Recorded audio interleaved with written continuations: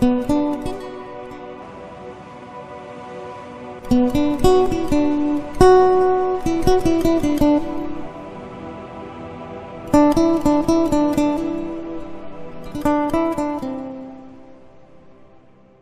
پاتې شه باران ناول درېیمې برخې ته ښه راغلی.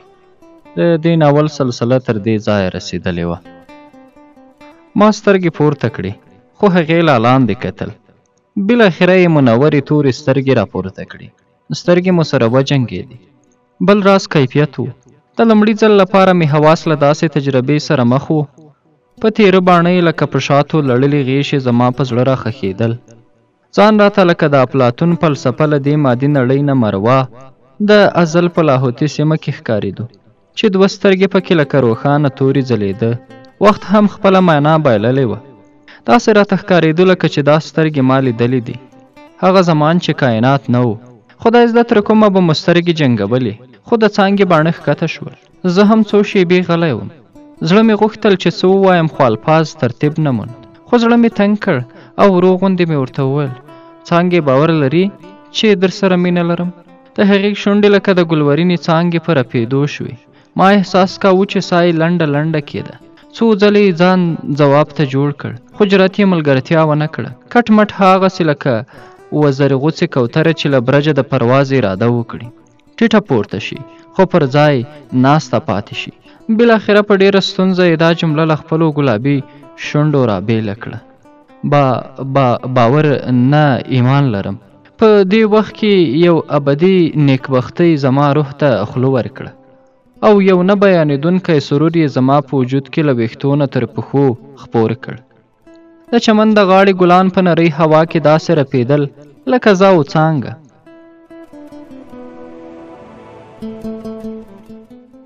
د ونې د پاڼو جنګېدو نرۍ نغمې جوړولې لکه زما په خوشبختۍ چې لاسونه پړکوي.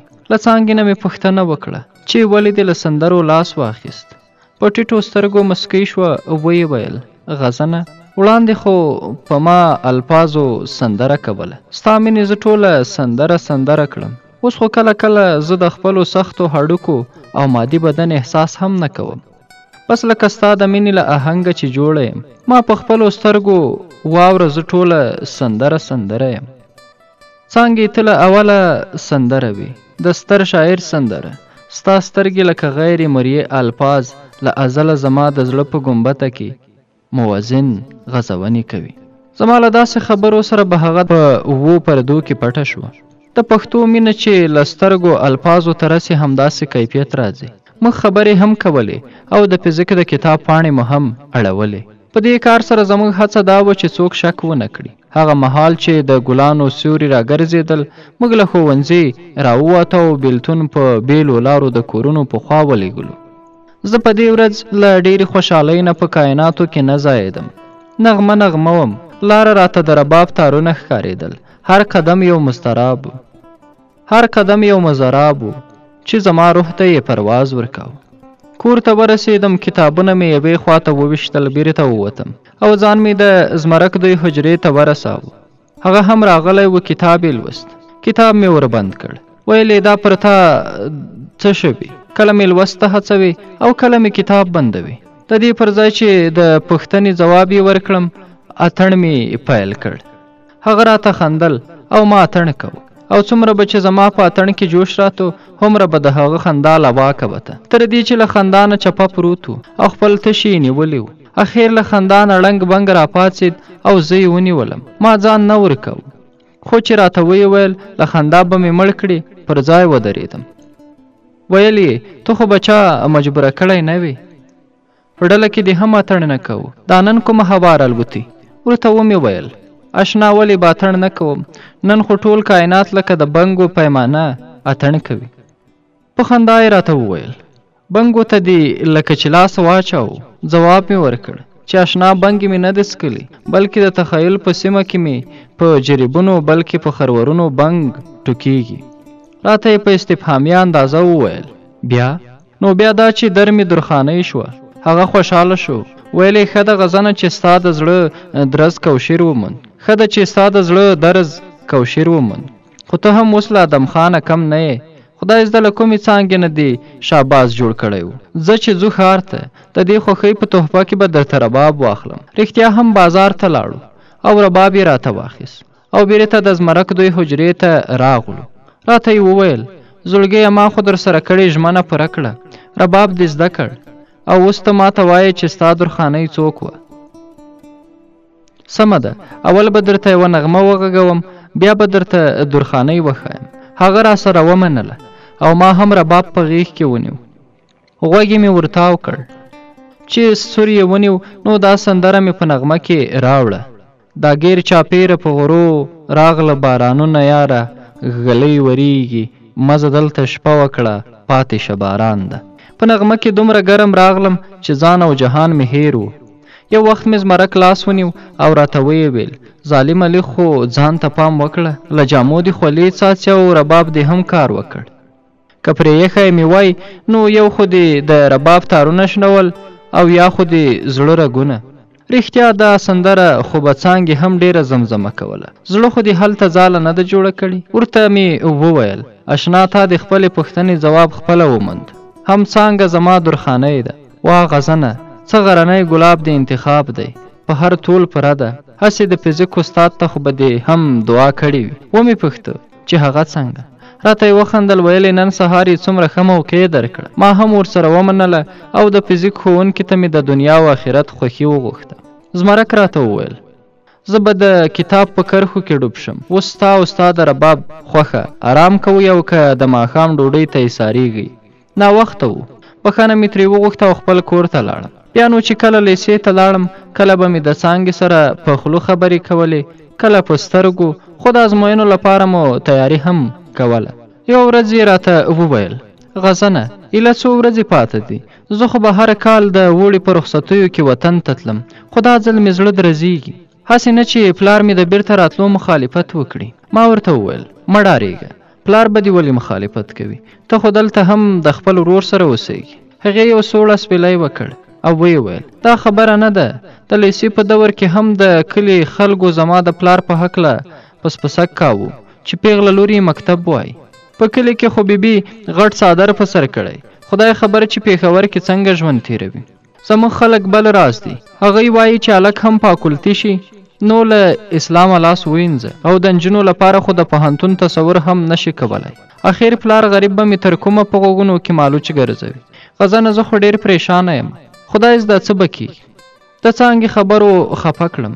سترګې مې لمدې شوې. له ځان سره مې وویل اخر تر کومه به موږ داسې یو. کله به زموږ د غرونو په جنګ ځپلو کنډرو کې د دړګیو پر ځای د علم څراغونه روښانه شي. خو بیا مې خپل ځان په کابو کې راوست او څانګې ته مې داسې ډاډ کول ورپیل کړل. څانګې مه خفه کېږه، داسې به نه کېږي. ستا پلار د ناوړه روایاتو خلاف بغاوت کړی دی چې ستا د ښوونې روزنې دومره غم یې وخوړ. خامخا به د پوهنتون ته هم پرېږدي. خو دا راته ووایه چې پوهنځی به کومه انتخابوي. ته ووایه ته به کومه پوهنځی انتخابوي. ما ورته وویل زه خو ستا مینې د سندرو خبرو او رباب سره اشنا کړم. ادبیات به ووایم.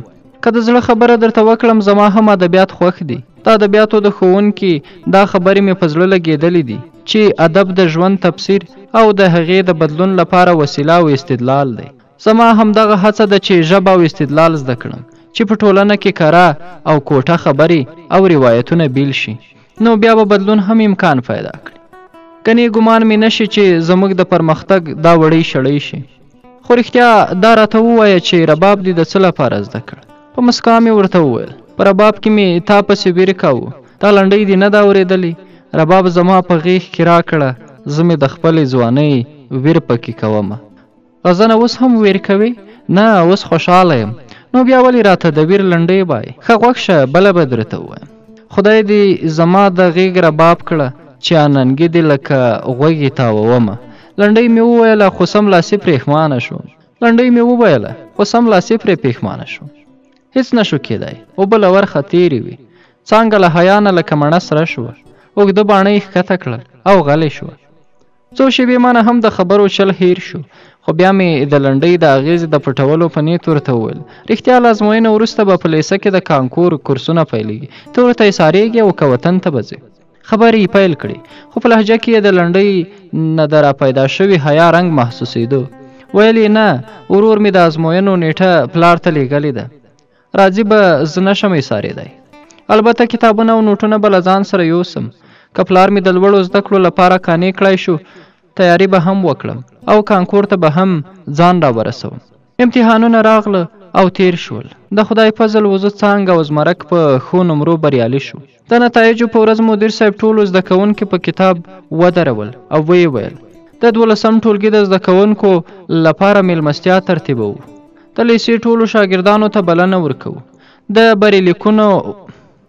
بریلیکونو ورکړه او یو سټیج ډرامګۍ د غونډې برخه دي.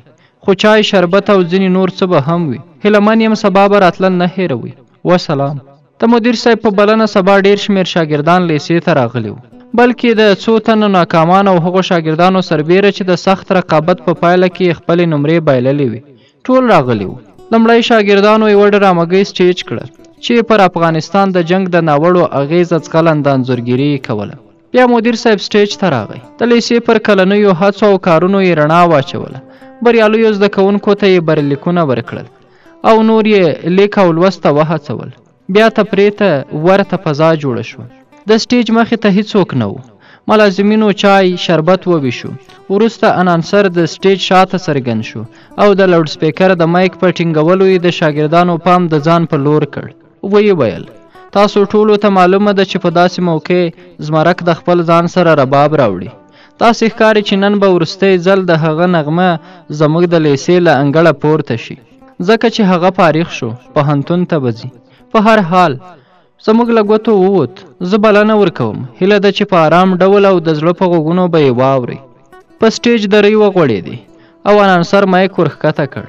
زمرک هم ورغی. رباب ته یې ګوته واچوله. داسې رباب یې وغږاوه چې پخوا یې په لیسه کې نه و غږولی. او ولې به یې نه غږاوه؟ په لیسه کې یې وروستی رباب و. ټول استادان او زده کوونکي داسې غلي او حیران وو لکه بوتان. هغه بوتان لکه چې یو زمانه یې د دې رباب نغمو ته انتظار کړی. ونو، بوټو او ګلانو ورسره لکه ماهر نڅاګر په منظم سر او تال رقص کاوه. څه په زړه پورې نغمې یې وغږولې او بیا یې رباب غږول بس کړل. مایک ته یې خوله ورنږدې کړه. ویې ویل درنو حاضرینو، زما رباب خو مو ډېر اورېدلی. زما یو ملګری اوس رباب زده کړی. هغه به په دې وروستۍ غونډه کې د لومړي ځل لپاره رباب وغږوي. غزن ته بلنه ورکوم چې سټیج ته راشي. زما د نوم په اورېدو د زده کوونکو ترمنځ ګنګوسې پیل شوې. یو تر بله یې وویل غزن او رباب.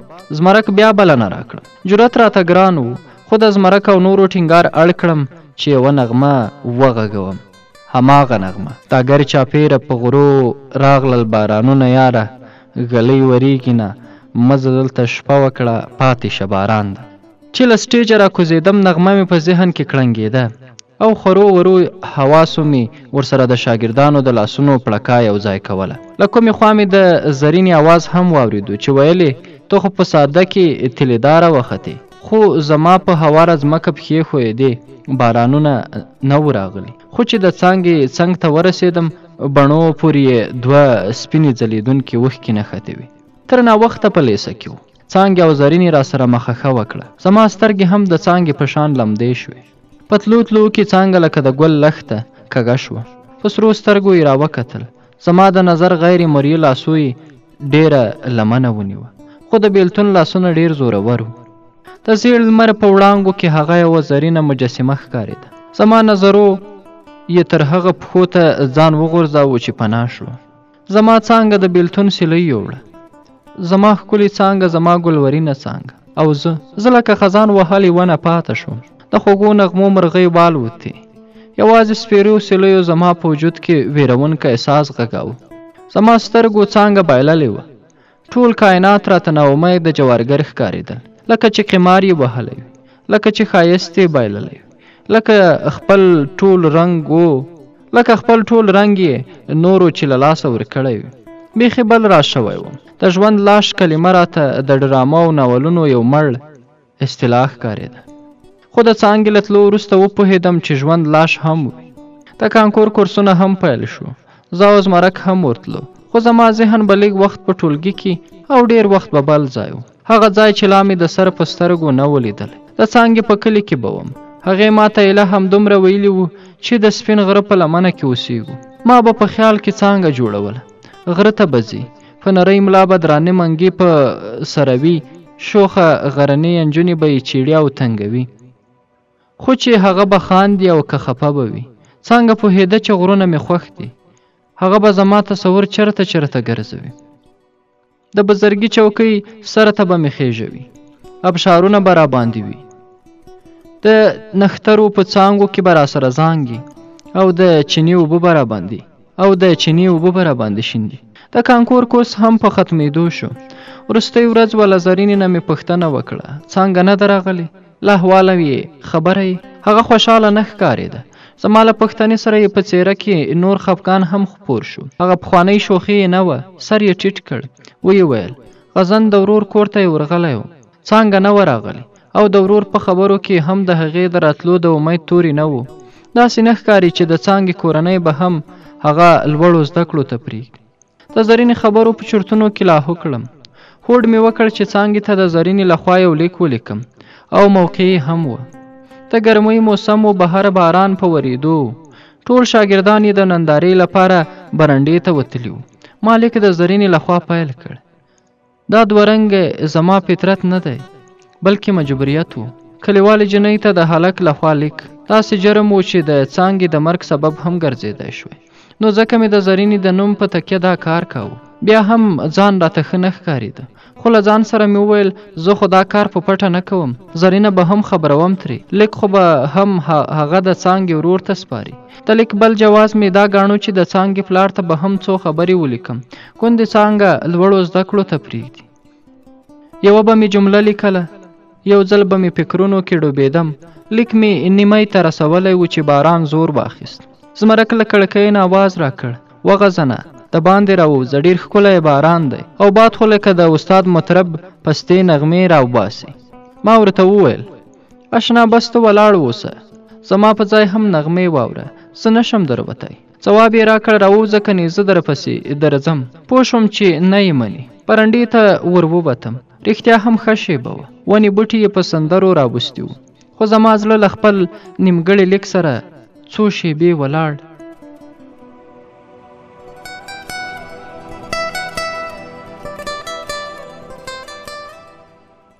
او بیا مې د زمرک زنې ته لاس وروړ.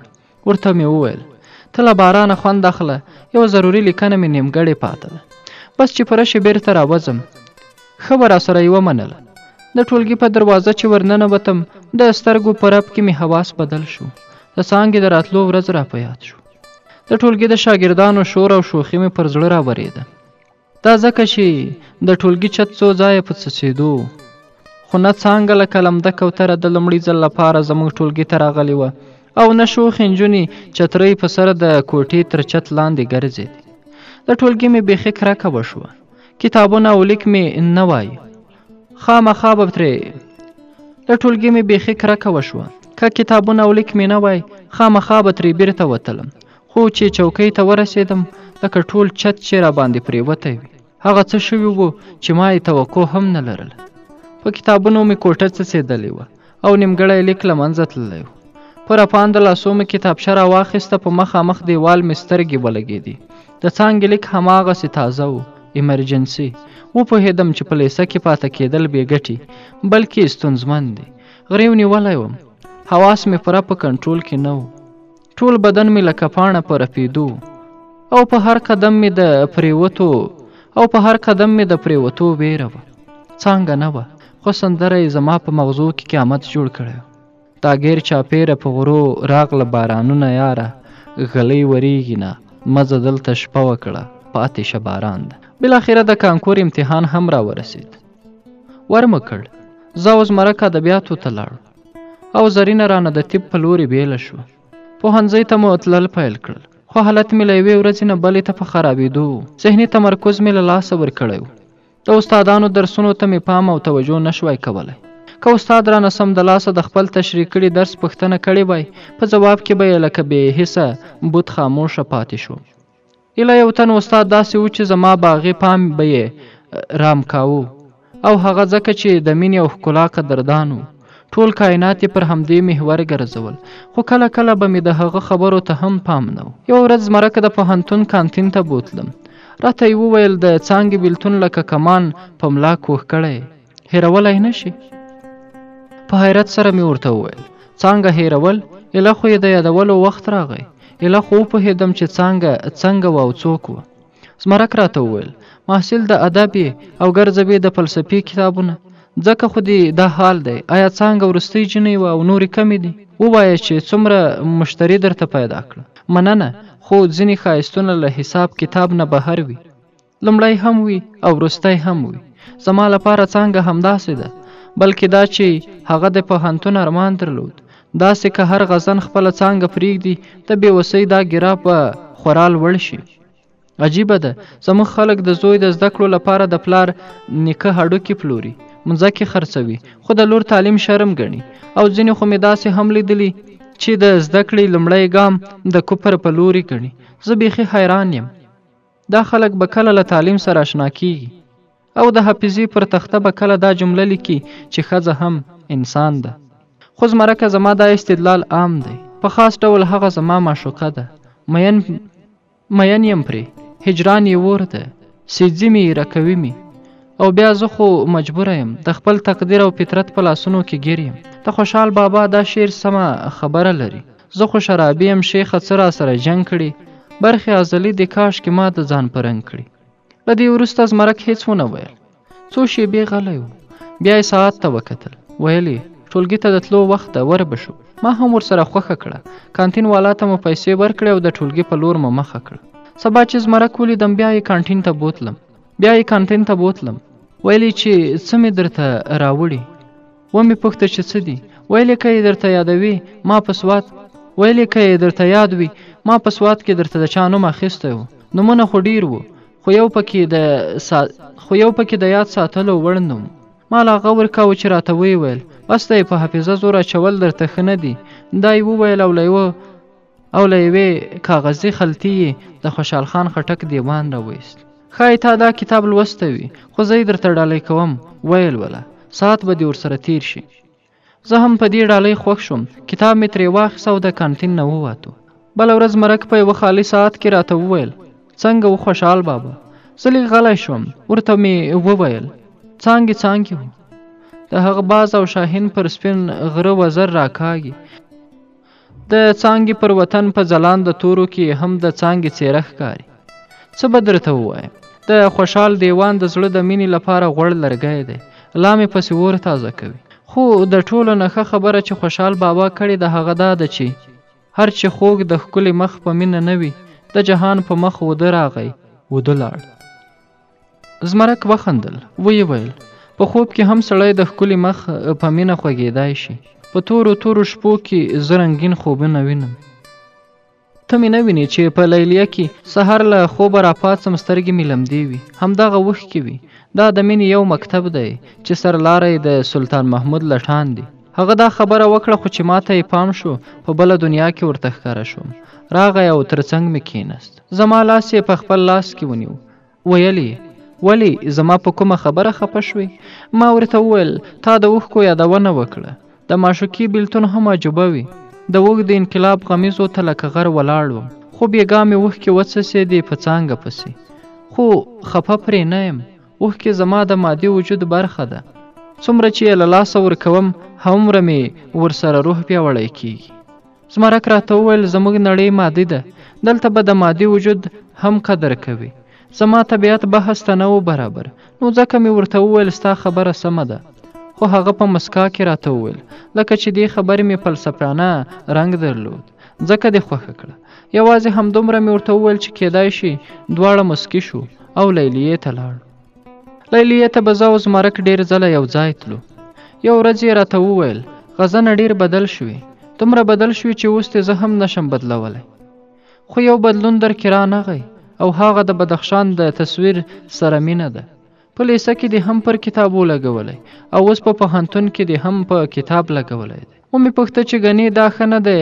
ویل یې ښه دي، خو ډېر به ښه وای که د کومې پښتنې سیمې انځور دې پر کتاب لګولی وای. ما ورته وویل چې ما د افغانستان ډېرې سیمې لیدلې، بدخشان لا پاتې دی، بس په انځورونو یې مینه ماتوم. تو خو تعلیم یافته یې. ستره ګوري داسې خبرې دي د وینا راښکون کموي.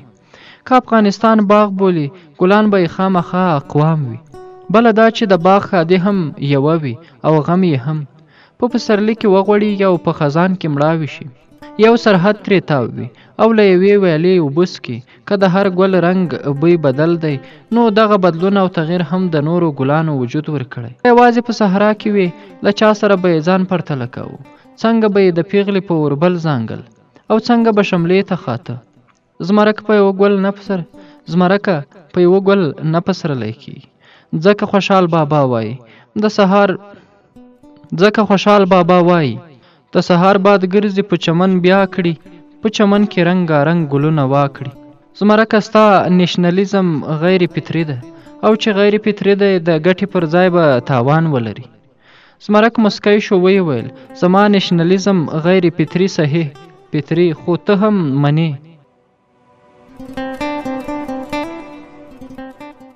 زما نېشنلیزم غیر فطري صحیح خو فطري ته هم منې. ما ورته وویل د قام مینه په لاشعور کې د نسل په نسل راځي. دا قام هومره لرغونتوب لري که په وحی پریکړه کوي محمد صلی الله علیه وسلم ویاړي چې قریشي دی او که په عقل یې فیصله کوي افلاطون ویاړي چې یوناني دی. زه هم مسلمان انسان یم همداسې یم. که پښتون خوښوم له بله قومه به نفرت ولې کوم. بس همدومره قام خوښوم چې بدخشان مې خوښ دی. له ننګرهار سره عشق لرم. زمرک پوښتنه وکړه او که یو قام پر بل تیری وکړي ظالم قام باید ختم نشي؟ نه. زمرک په قام کې ځوانان سپینګیري ماشومان ښځې بلکې په رحمونو کې ویدې ماشومان هم راځي. د ټولو تیری کول د فطرت قانون نه دی. که بې ځایه تیری کوي هغه به د یو مقصد لپاره راغونډ شوي اشخاص وي. هغوی سره جګړه پکار ده. د یو هیواد دننه د قامونو جنګ یو فطري او رښتونی عمل نه بلکې د سیاسي جادوګرو سیاسي کوډې دي. زمرک راته وویل ته خو بدلون نه منې خو ما دې د استدلال د زړه له تله ومانه. زمرکه زه انسان یم کاڼی نه یم هره شیبه بدلیږم. د کائناتو بدلون منم خو د خیر بدلون نه منم ځکه چې خیر مینه ده او مینه زما څانګه ده. ورځې تیرېدې خو خپله معشوقه مې لکه څانګه ارغوان د زړه له درزه لا پسې په غځېدو او خورېدو. د رباب په تارونو او د فلسفې په کرښو کې مې ځان ورکول. خپله معشوقه مې جوړول خو ځای یې نه راکاو. بیخي هغسې لکه چې سیندونه مړه جسدونه له تله سر ته راولي. له یوې ورځې نه مې بلې ته ذهني فشار او د غړو سستوالی په ډېرېدو شو. خوب او خوراک مې بیخي کم شو. بس همدغه غم خوړم چې د زړه میوهداره څانګه مې د بیلتون سیلۍ یوړه. په دماغو مې څه چل کېدو. د بدن په بیلابیلو برخو کې مې دردونه پیدا شول. ساه مې بنده کېده. بالاخره د کټ یې کړم خو له خیاله مې نه وته. د خاطر دا مصره به ډېره رایادېده چې زما د واړه عمر کار دې وکړ. خبره ډاکټرانو معایناتو عکسونو علاجونو او دواګانو ته ورسېده. بس هغه خبره و چې هلک مین شو رنګ یې زیړ شو. مور یې زیړي بابا ته وړي چې روغ بشینه. یو ورځ زمرک سره هغه ډاکټر ته لاړم چې له پیله مو غوره کړی و. څه ناڅه مې ورته حالت څرګند شو. معاینه یې کړم. زړې نسخې په غور وکتې. نوي درمل یې راته ولیکل. ما ته یې مخ کړ او راته یې وویل په ذهن دې ډېر بوج ده ویې غورځوه. ډېر فکر مه کوه. زه ورته مسکی شوم. نور مې ورته هیڅ ونه ویل. له ځان سره مې وویل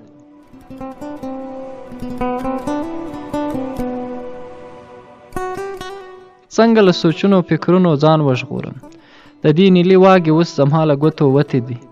ګوره به چې چېرته ترې پرېوځم. ډاکټر زمرک ته ور مخ کړ. ویې پوښته ته د غزن څه یې؟ ډاکټر صاحب له ډېرو کلونو راهیسې مې نږدې ملګری دی. ډاکټر سر وخوځه او په لاسونو یې خپلې عینکې سمې کړې او له زمرکه یې دویمه پوښتنه وکړه د غزن شوقونه څه دي؟ هغه ورته وویل ډاکټر صاحب اوس خو یې همدغه یو شوق دی سوچونه کول. ډاکټر وخندل او ویې ویل د دې شوق وړاندې څه شوق درلود؟ ډاکټر صاحب وړاندې له دې کتاب رباب او غرونو سره شوق او یو بل زورور شوق یې هم درلود. ډاکټر وویل زه پوهېدم د کورنۍ له غړو سره یې خبرې وکړه. ته یې نږدې ملګری یې. ښه به همدا وي چې د رباب او کتاب سره 2 په 2 د کومې غرنۍ سیمې سیل ته لاړ شوې. ګوندې دا تجربه یې په روغتیا ګټوره او اغېزه وکړي. له کلینیکه راووتو. زمرکه همدا ټینګار کاوه چې سیل ته به ځو. زه او ته خو ډېر تللی یو، خو دا ځل تلل ډېر اهمیت لري. ستا د درملو هم اهمیت. ما ورته وویل هر څه بې ګټې دي، څانګه نشته، له هرې منظرې نه ساه وتلې ده. په کوم څیز به مې له څانګې لرې باسي چې په هر څیز کې څانګه وي، د روغتون تنګه کوټې وي او که د بزرګي څوکۍ لمنه، دواړه به راته یو راز وي. په دې خبره مې زمرک مسکی شو. ویلې بزرګه څوکۍ څوک ده؟ خامخا د چا د کلي هواګانې پرې لګي. دې خبرې او شاعرانه استدلال بلا خوند راکړ. لا ځوابه یې کړم. پر شونډو مې ډېرې ورځې پس تته مسکا خپره شوه. زمرک چې زما پر شونډو مسکا ولیده، په څېره کې د خوښۍ احساس وځلید. پوه شو چې خبره مې ورسره ومنله. یو لاس یې زما پر ولي کېښود او بل یې هوا ته پورته کړ. له خوښۍ نه یې چیغه کړه دغسې دا ادا دې ښه وه. دا عادت دی د ادم خان نه و. زما د ملګري غزن غوندې پرېکړه دې وکړه. بیا سره بیل شو او کورونو ته لاړ. مشرانو او د کور غړو مې د ډاکټر له وینا نه خبرې کولې. ټولو دا خبره خوښه کړه. د اړتیا وړ څیزونه مې د سفر په بکس کې واچول. مازدیګر تیر دروازه وټکېده چې پته ولګېده زمرک و. ور ووتم. له ستړې مشې وروسته مې بلنه ورکړه چې په پیټک کښېنو. بخښنه یې وغوښتله. ویلې په کور کې مې خبره وکړه. ځم تیاری کوم، سبا سهار به د ګاډۍ سره درته د کور مخې ته ولاړ یم. ما ورته وویل زه خو به تیار یم، خو دا راته ووایه چې ځو به چېرې ته. هغه په خندا شو. ویلې د ځای انتخاب مو پخوا کړی و. د رباب له ترنګه خو څه جوړه نه شو. اوس به در باندې د میالي صاحب د زنځیرونو شرنګا اورم او یا به د سپین غره د بزرګي څوکۍ لمنه نیسو. ګوندې کرامات یې در باندې کار وکړي. په دې خبره یې خندا راوسته او ورسره ومې منله. شپه تېره شوه. سحر شو. رښتیا هم زمرک د ګاډۍ سره راغی او ننګرهار ته د تلو په نیت روان شو. زمرک راته وویل په تورخم نه وړو چې د غرونو ننداره مو مخه ده، ولې په تیرا لاړ نه شو؟ لاره یې ستونزمنې دي، خو ځه خیر ده. کچرې شته؟ ما ورته د ټوکې په اندازه وویل. که کچرې نه وي بیا؟ وایي خندل. ویلې ما هم د ډېرو غرونو لوړې ژورې له پښو ویستې. غم مه کوه، په شا دې غر اړوه. د ګاډۍ د اسپې د موزونو قدمونه د ښکالو د سر او تال په خوند کې د موټر اډې ته ورسېدو. سیټ مو ونیو. څو شېبې پس موټر حرکت وکړ. لږ وخت پس پلنګ کوچ موټر د خړ خیبر په کږلېچونو کې روان و. زمرک مې د خیال لړۍ غوڅه کړه او راته ویې ویل خیبر هم دنګ غرونه لري، خو کاش چې د سوات په غرونو په څېر وای. ما ورته وویل ګرانه به وي چې د سوات غرونه له خیبره غوره وګڼم. فطرت باید زموږ ټولې جذباتي، تخیلي، روغتیایي، روایتي او آن روحاني غوښتنې پوره کړي. خیبر په خپل ځای پر اهمیت لري. د دې په تورو کاڼو کې چې د لرغونو فاتحینو د ښویېدلو نیلو د نالونو کومه نقشه پاتې ده، د نړۍ مورخینو ته د هلال حیثیت لري. هغه هلال چې د ماضي د ماښامونو لاره ورته معلومه ده. خیبر د یو ستر قام روایت امین دی او اوس خو په دې غرونو کې د ستر حمزه سندرې هم غزونې کوي. خو ته به وایې چې ما د سوات او خیبر ښکلاییزه پرتله کوله.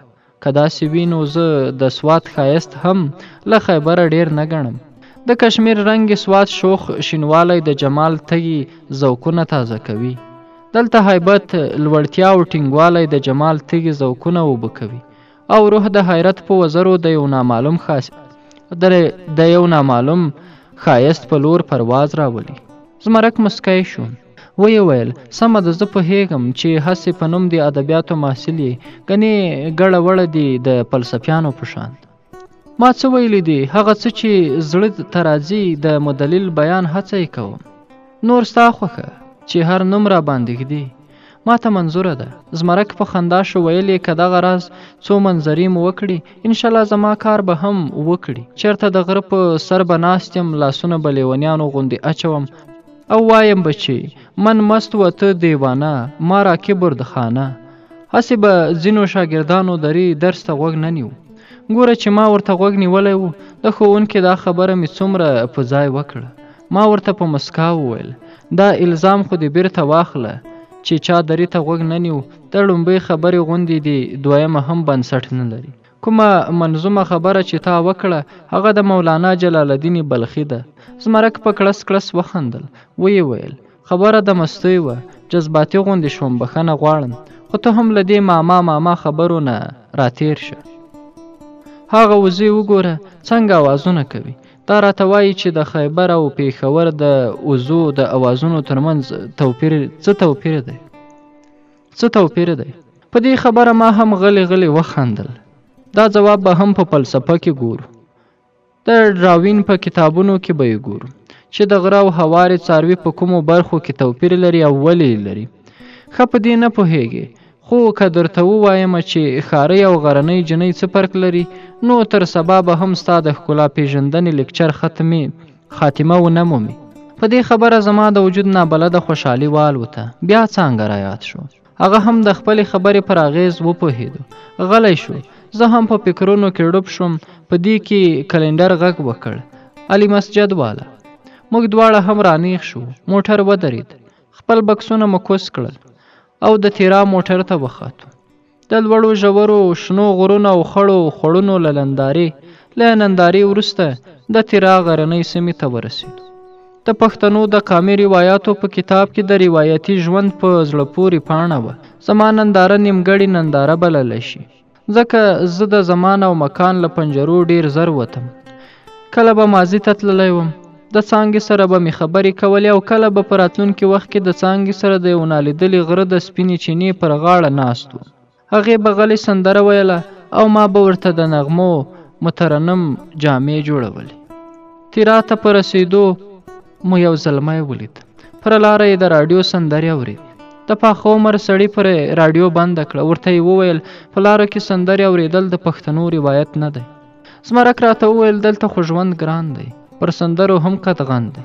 ما ورته وویل ښه قدغن دی، غوږ شه ټول چاپېریال سندره ده. د مرغانو اواز، د روانو اوبو اواز، د ونو د پاڼو اواز، بس لکه د رباب د بیلابیلو تارونو بیل اوازونه چې په یوه نغمه جوړ وي. غوږ شه څومره موازنات او موسیقیت لري، لکه د څانګې د ګلورینو پاپیو د ښکالو سر او تال. په داسې حال کې د راډیو سندره داسې ده لکه په حلوا کې اغزی. زمرک په خندا شو. ویې ویل تا رښتیا ویل، ته په هر څه کې د څانګې د ښایست اجزا ګوري، خو د راډیو بندول داسې هنري جواز بلکې روایتي بندیز نه لري لکه ته چې یې وایې. ما هم ورسره د سره په خوځولو او د شونډو په مسکا ومنله. په لاره روان وو. یوې خوا بل خوا مو کلاګانو ته کتل چې لوړ خونړي برجونه یې لرل. داسې ښکارېده لکه دې کلاګانو ترمنځ چې هیڅ اړیکې نه وي، خو د سپینو کوترو سیلونه له یوه برجه الوتل، پر بل کېناستل. اخیر مو یو ځوان ته وویل چې موږ سیلاني یو. ویل یې هیڅ غم مه کوئ، زما میلمانه یاست. زیړ مازدیګر و، په غرونو وروستۍ وړانګې خورې وې. داسې ښکارېدل لکه د سیمې نه چې زرین دیوالونه تاو شوي وي. یوه ډله نجونې له ګودره را روانې وي چې زموږ خواته را ورسېدې. د ګریوان روپیو او د لمنو پاولو یې نغمه خپرولې. زموږ میزبان سره ټوپک و. زمرک ترې پوښتنه وکړه چې ولې ټوپک ګرځوي. ویل یې دا د سړیو ګاڼه ده. ماښام حجرې ته لاړو، ښه ډوډۍ را باندې وخوړه. د لمانځه لپاره ټوله حجره پاڅېده. زموږ زړه و او کنه، خو اودسونه مو وکړل او پر لمانځه ودرېدو. بیرته چې حجرې ته راغلو، یو نوی زلمی د تیرا د میلمه پالنې خبرې کولې. زمرک ماته په شوخو سترګو وکتل. بیا یې هغه زلمي ته مخ کړ. ویل یې موږ ستاسو میلمانه یو، سندرې اورېدل غواړو. هغه مسکی شو او غږ یې کړ سپین ګله، میلمانه سندرې غواړي. سپین ګل आवाज ورکړ لږ صبر وکړه. څه ګورو چې سپین ګل د چرسو چلم ته ناست و. غټ برېت او له جلاله ډکه څېره یې لرله. سرې سترګې یې زموږ پر لور راباړولې. ویې ویل تاسو سندرې اورئ؟ ما ته هغه د لارې راډیو را یاده شو او د سپین ګل سرې سترګې راته مخامخ وي. زړه راته وویل ورته ووایه چې نه موږ سندرې نه غواړو. خو چې आवाज ورکړ هو همدوی وویل زړه راته وویل ورته ووایه چې نه موږ سندرې نه غواړو. خو چا آواز ورکړ. هو همدی وویل ښه ده نن به ښه آوازونه ورباندې واورم. خو کارتوس نشته. زه یې راوړم تاسو د کړکۍ بنده کړئ. غږ تر لرې لاړ نشي. ځوان ووت. زمرک له بلې کوټې راغی. ما سره کېناست. ویل یې لکه چې مرګ مو راغی. ما ورته وویل مازدیګر دې ونه لیدل چې هغه لاروي د راډیو له غږو او غږولو منع کړ. دوی به البته زموږ دا غوښتنه د ځان سپکاوی ګڼلی وي. دواړه ښه وېرېدلي وو. زمرک راته په غریو نیولي غږ وویل اجل مو دلته راورسولو. موږ په همدې سوچونو کې وو چې هماغه سورسترګی ځوان راننوت. ټیپ ریکارډر ورسره وو. خو لکه ناوې یې د راز ټوټو په پوښ کې نغښتی وي.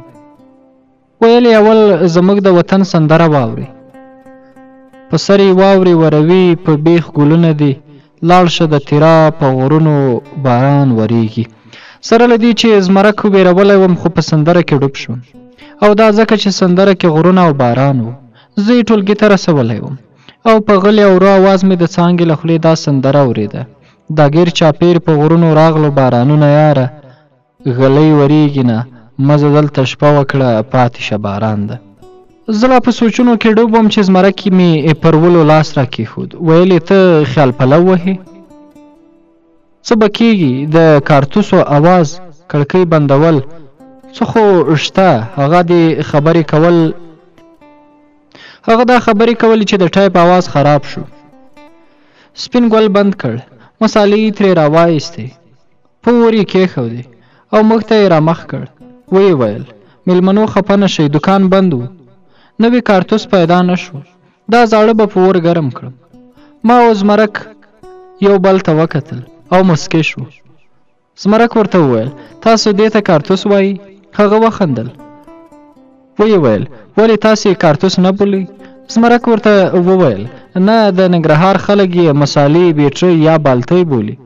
په پېښور کې ورته سیلونه وایي. حجره کې ناستو خلکو ته دا نومونه عجیبه وو. ویې خندل. زمرک ورته وویل زموږ نومونو پورې وخندل خو ستاسو نوم موږ ژړا ته راوستی. هغه ځوان ترې په خپله لهجه پوښتنه وکړه چې هغه څنګه.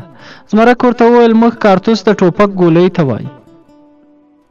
ورته یې د مازدیګر له راډیو خبره پیل کړه او بیا یې د حجرې او کارتوس ټوله کیسه ورته وکړه. څنګه چې احساس کړی و د کیسې په ختمېدو په حجره کې داسې یوه زوروره خندا خپره شوه چې تر اوسه راته یاده ده. شپه مو تېره کړه او سبا پیاده د ننګرهار په لور روان شو. په رښتیا هم د غرونو لارې ستونزمنې وي. په ځینو ځایونو کې خو به مې د ستړیا له کبله پښې رپېدې. څو شېبه مو دمه وکړه بیا به روان شو. زمرک ډېر راته وویل چې کچره به کرایه کړو. ما ورته وویل دومره لا پاتې نه یم. که بیخي درته پرېوتم بیا مې څه غم کوه. اوس به په دمه ځو. سیل او چکر خو وایي همدې ته. له غره واوړې د موټر مو کرایه کړ. له پیچرو واوښتو او ځانونه مو د سپین غره لمنو ته ورسول. سپین غر ځکه ورته وایي چې لوړې څوکې تل په واوره سپینې وي. یوازې سږ کال دغه څوکه د وچکالوۍ له کبله بې واورې وي. مازدیګر یې کلي ته ورسېدو. د لمر سترګه د یوې شنې څوکې په نښترو کې داسې ښکارېده لکه ناوې چې شین شال پر مخ هوار کړی وي او زرینه ټیکه یې له حیا ډکه پلوشه شیندي. شپانه شپېلۍ په لاس د خپلو رمو سره د بادۍ په خوا روان و. د وړو ورکیو د پښو ترپکې او د غرونو ویالې نغمې یو ځای کېدې او د تنور په پیرزویي لوګو یې کتابېدې. له هسکې څوکې یې خوله اخیستې وه او په نامعلومه لوري خاموشي پړاوونه وهل. ښکلی کلی و. دومره ښکلی چې ننداره مخکې تلو ته نه پرېښود. زمرک ته مې وویل چې شپه به همدلته کوو. خو یوه خبره واوره چې دلته به د څانګې یادونه راته نه کوي. کېدای شي څوک یې وپېژني. دا غرني پښتانه دي په تبرونو به مو داسې میده کړي لکه وچ لرګي. بله دا چې د څانګې یادونه به ما هم له کومه ګړنګه وغورځوي. هغه را سره په ورین تندي ومنله. د یوه سپین سندریز خوړ په غاړه پر یوه شنه جلګه کېناستو. د خوړ له شونډو پستې غرنۍ سندرې پورته کېدې او باد ورته په مینه مینه د څیړیو شنې پاڼې نڅولې. هغه مهال چې شین سهرانۍ کوترې جوړه جوړه خپلو ځالو ته ستنېدې، یو زلمی پر موږ سلام واچو. موږ هم غبرګو وعلیکم سلام وویل. زلمی هم لکه د خپلې سمسوري سیمې هوا په نرمه ژبه خبرې پیل کړې. ویل یې میلمانه ښکارئ، له کومې خوا مو پیښه کړې ده؟ زمرک ورته وویل د همدې ننګرهار یو، سیل لپاره راغلی یو، خو دلته پیژندګلوي نه لرو. غرني ځوان وخندل، ویې ویل دا د سپین غر د لمنو ننګرهار دی، دا د هر افغان وطن دی، پښتون وي یا پارسیوان وي او که نورستاني وي، پورې غر کې یو ځای دی، توره بوړه یې بولي. کله چې سره کوپار راغله، د ننګرهار د مجاهدینو لوی مرکز هم دلته و. د هر ځای او هر کام خلک پکې وو. ډېر د همدې ځای شول. له خوړ سره نږدې هدیرې ته یې لاس ونیو. یوه ډېره لویه هدیره وه. دا د شهیدانو هدیره ده. زموږ میرمنې او نجونې چې له خدایه خپل مرادونه غواړي همدې هدیرې ته ورځي او هغه دسمالونه ورته جنډه کوي چې په خپلو ګوتو یې پرې کښدې ښکلي وي او غرني ګلونه یې پرې جوړ کړي وي چې د جنگ په کلونو کې د ټول افغانستان نه راغلي مجاهدین مو وخت بې وخته پالل شوي. اوس خو که هیڅ نه وي، سره کفار په وطن کې شته او نه په دې لمنو کې جنگ شته. تاسو زما میلمانه یاست، ځئ چې حجرې ته ځو. ما ورته وویل سمه ده، خو څو شېبې به همدلته کښېنو. هغه هم ومنله. د ماښام تیاره په خورېدو وه، خو پر هدیره د رڼا پړاو راته او څراغونه یې په بلېدو. د خوړ نه پورې غاړه یو نړېدلې کلا وه. زمرک د هغې په اړه پوښتنه وکړه. هغه ځواب ورکړ چې د سره پوځ ټول فکر همدې غرونو ته و. ډېرې بمبارۍ یې وکړې، پوځونه یې راغلل، ډېرې کلاګانې یې ورانې کړې، خلک یې شهیدان کړل، ځنګلونه ونې یې وسوې. دا کلا هماغه وخت ورانه شوې. څښتن یې پېښور کې دی. څوک چې راغلي یا یې هجرت نه و کړی، کورونه یې جوړ کړي او ځمکې یې آبادې دي. د مهاجرینو کورونه هماغه سړنګ او پټي شاړ دي. د غرني ځوان خبرې مې تر همدې ځایه اورېدلې. نور مې پام د خوړ په اوبو د شهیدانو زیارت ته اوښتی و.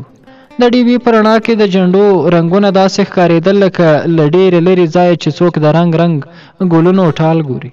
نرۍ هوا د ډیوې لمبه داسې کږوله لکه د مستو جنکیو ډله چې د ازادۍ جشن مانځي او د خپلو ځوانیو په ټول زور نڅېږي.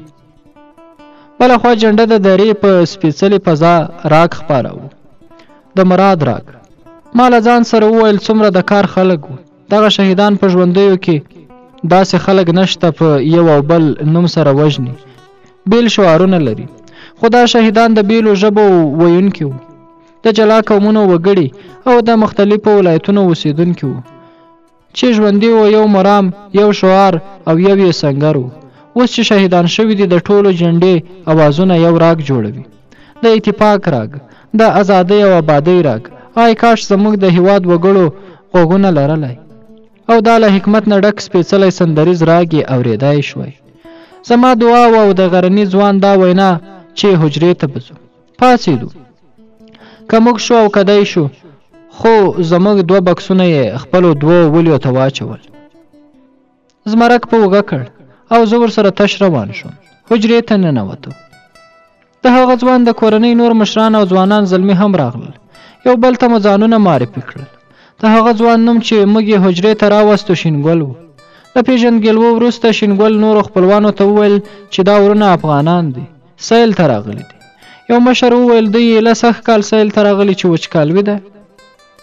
د ښار خلک ابشارونه خوښوي او اوس ډېر ابشارونه خاموشه دي. واورې به وي چې ګټان ګټان به راښویېدې. خو 100 کال زموږ د عملونو له لاسه د بزرګې څوکۍ مخ تور دی. څنګلونه مو وهل او په وړیا بیه مو وپلورل. میوه دانه هم کمه شوې ده. تېره ورځ د شمشاد ملک په حجره کې جرګه وه، په غره ورانه شوې وه. د خدای فضل و کور یې ودان دواړو غاړو واک راکړ. لانجه غوڅه شوه. موږ ټول مشران ناست وو. د کومې موسسې خلک راغلل، ویل یې ځنګلونه مه وهئ. کېدای شي سږنۍ وچکالوي له همدې کبله راغلی وي، ځکه چې چېرته ځنګلونه ختم شي باران هم نه کېږي یا کم کېږي. موږ یو بل ته وکتل، خو بې د لاسونو مروړلو راته څه پاتې وو. رښتیا که دا وچکالوي د غرونو د ځنګلونو وهلو له کبله راغلی وي، څومره لویه ګناه به مو کړې وي. خدای دې راته معافي وکړي. د شینګل د حجره د غره په نیمایي کې په ډیر ښکلي ډول له کاڼو او لرګیو نه جوړه وه. یوه کړکۍ د لاندې دریا او پورې غره په خوا پرانیستل شوې وه. زمرک د کوربنو سره خبرې کولې او ما له کړکۍ نه د درې ننداره کوله. ځینې خلک چې کورونه یې په بره کې وو وپلځې یې په لاسونو کې وو، خو راڼه وپلځې نه ښکارېدل، بلکې لکه ځینې ستوري چې اسمان ته خیزي او ځینې راکوزیږي. ډوډۍ مې وخوړه، د درملو پسې خپل بکس پرانیست. پر سر یې د فلسفې کتاب پروت و.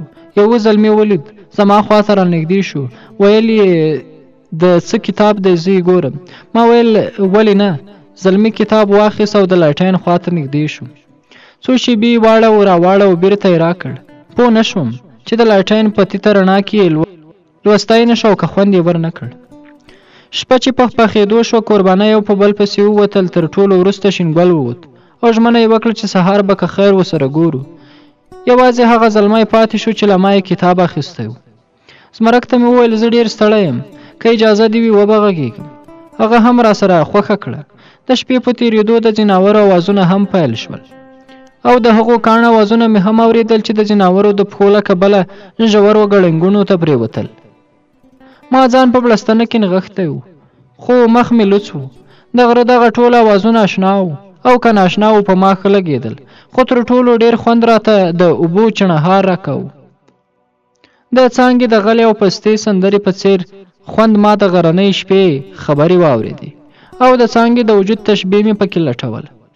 کوم زلمی چې په حجره کې پاتې و هغه ودرېد. چې له خپله کټه پاڅېدو، د کټ چغار یې زما د تصور زنځیر مات کړ. هغه لاړ او د زمرک د کټ په لنګه کېناست او ورسره یې خبرې پیل کړې. د غرونو د ژوند، دودونو، میوو دانو په اړه یې معلومات ورکول. بیا یې زمرک ته وویل تا وړاندې وویل چې له پېښوره راغلی یاست. موږ هم پېښور ته هجرت کړی و، همالته مو تر نیمه سبق ویلی. بیا یې د زمرک نه د تعلیم پوښتنه وکړه. زمرک ورته وویل زه او غزن دواړه د کائنات لیسې نه فارغ یو، اوس دواړه د ادبیاتو پوهنځي د لومړي کال محصلین یو. زلمي په هیجاني انداز وویل د کائنات لیسه؟ د کائنات په لیسه کې زما د ترور لور هم سبق وایي. څانګه نومېده. هغه د همدې ځای و، د سپوږمۍ کلي و. د دې خبره په اورېدو زما زړه په درزېدو شو.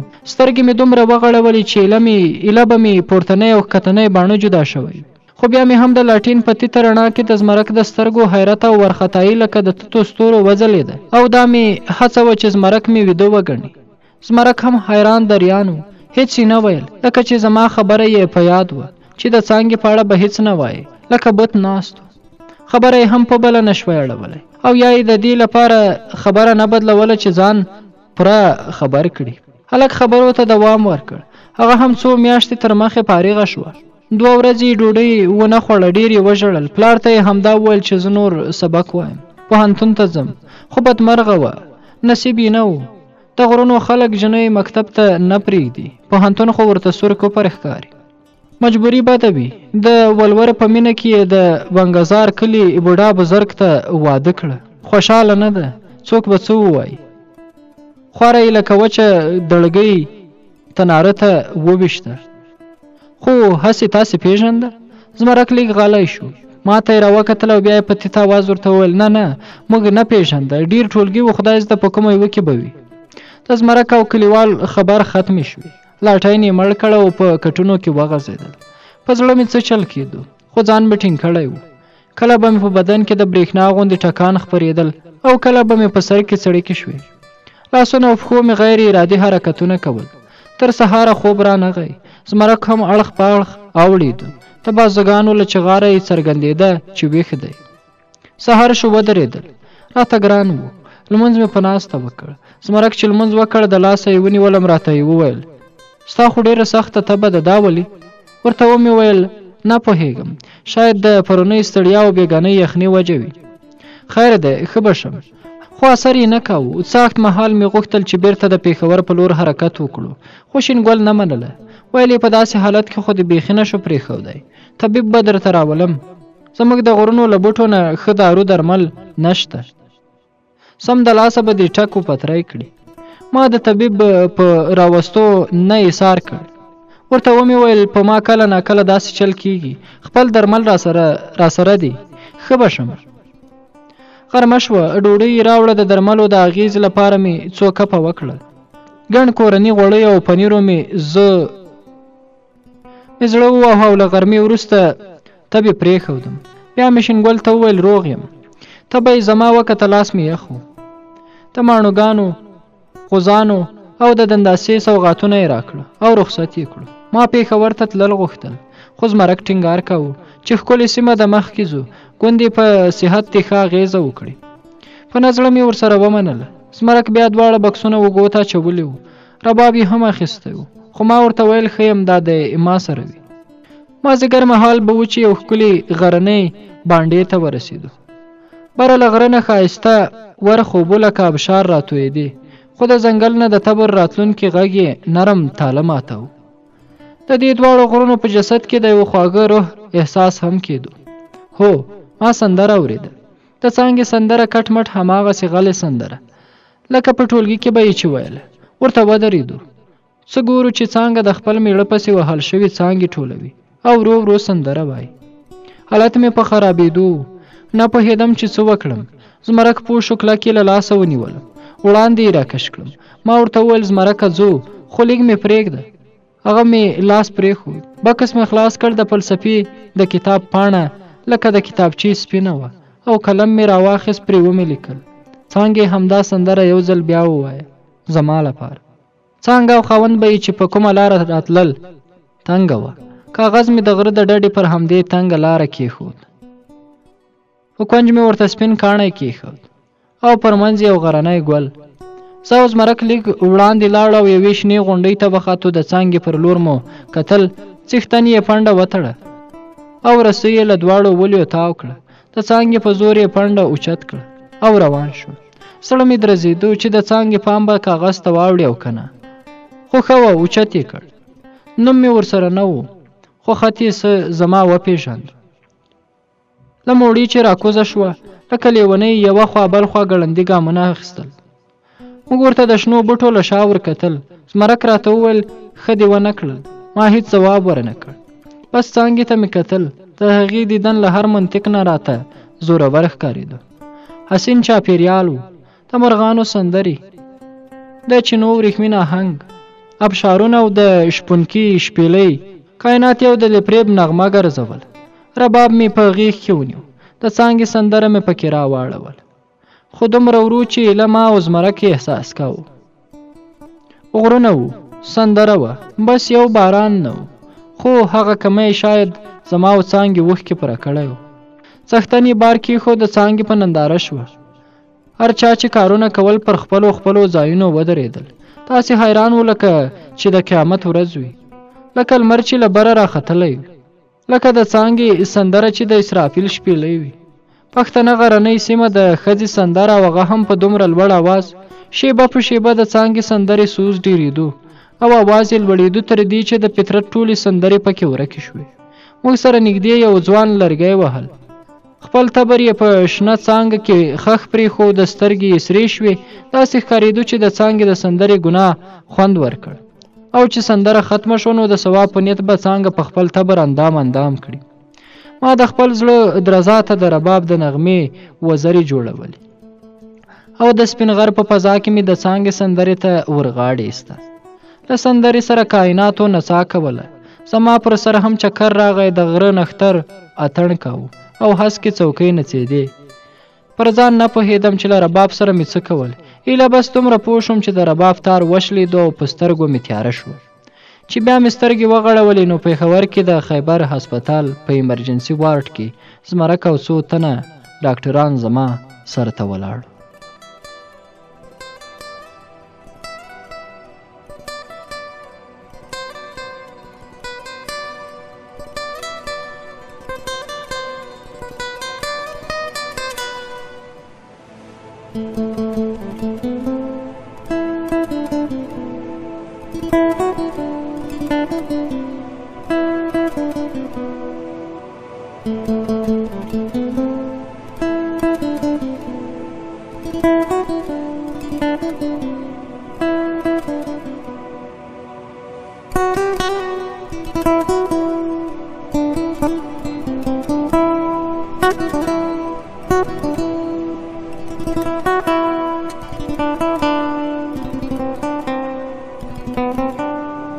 Thank